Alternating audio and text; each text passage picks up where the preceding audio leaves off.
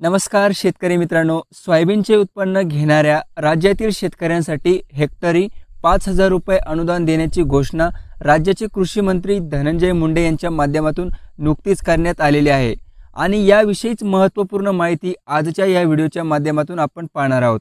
शेतकरी मित्रांनो, आपण यापूर्वी बघितलं असेल की कापूस सोयाबीनचे उत्पन्न घेणाऱ्या शेतकऱ्यांसाठी सोयाबीन कापूस भावांतर योजना राबविल्या जाणार आणि याविषयी चर्चा देखील करण्यात आलेली होती। परंतु पुढे या योजनेसाठी कोणत्याही प्रकारच्या हालचाली होताना दिसल्या नाही आणि यानंतर आपण बघितलं असेल लोकसभा निवडणुकीच्या आचारसंहिता लागल्या।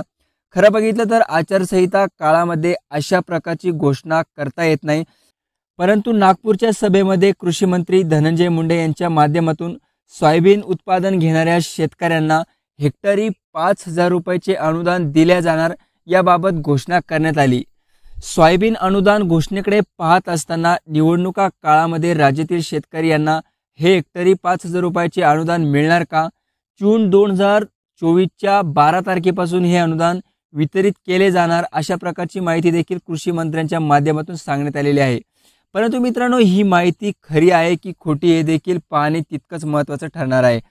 शेतकरी मित्रांनो, कापूस आणि सोयाबीनचे दर खूप कमी राहिलेले आहेत। शेतकऱ्यांना आपला कापूस व सोयाबीन हमी भावापेक्षा कमी भावाने विकावा लागलेला आहे। राज्यातील ही परिस्थिती डोळ्यासमोर असताना शेतकऱ्यांचा सरकारच्या प्रति खूप मोठ्या प्रमाणात रोष आहे आणि याची प्रचिती लोकसभा निवडणुका 2024 मध्ये दिसून येत आहे। असं असलं तरी सरकारकडून शेतकऱ्यांना अशा प्रश्नांना कुठेतरी न्याय देता यावा याकरता या प्रकारच्या घोषणा होताना दिसत आहे। शेतकरी मित्रांनो, आपण यापूर्वी बघितलं असेल राज्यातील शेतकऱ्यांसाठी भावांतर योजना सुरू करण्यात येणार अशा प्रकारची घोषणा करण्यात आलेली होती। परंतु या भावांतर योजनेच्या संदर्भात शासन स्तरावरून कोणत्याही प्रकारची अधिकृत शासन निर्णय काढला गेला नाही किंवा या योजनेच्या अनुषंगाने निधीची तरतूद झालेली नाही। फक्त 4,000 कोटी या भावांतर योजनेसाठी देण्यात येणार अशा प्रकारची घोषणा या अगोदर करण्यात आली होती। मित्रांनो, राज्यातील कांदा उत्पादक शेतकऱ्यांना 350 रुपये प्रति क्विंटल इतकं अनुदान दिलं गेलं आहे।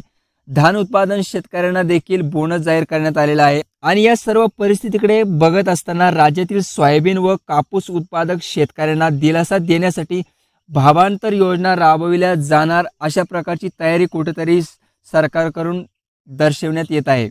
आणि आता याच भावांतर योजनेच्या माध्यमातून निवडणुका आचारसंहिता संपल्यानंतर लगेच या योजनेची राज्यात जलद गतीने अंमलबजावणी करून सोयाबीन उत्पादक शेतकऱ्यांना हे 5,000 रुपयाचे अनुदान देण्याची घोषणा करण्यात आलेली आहे। मित्रांनो, हे सोयाबीनचं अनुदान वितरित करत असताना 3 हेक्टर पर्यंत हे अनुदान दिले जाऊ शकतं, म्हणजे प्रति क्विंटल 400 ते 500 रुपये दराने हे अनुदान शेतकऱ्यांना मिळू शकतं किंवा यासाठी कोणकोणते निकष आणि अटी आता शासनाकडून लागतील व यासाठी शासन निर्णयाच्या माध्यमातून कोणकोणत्या अटी शर्ती नियमावली लागतील हे देखील पाहणं तितकंच महत्त्वाचं असणार आहे।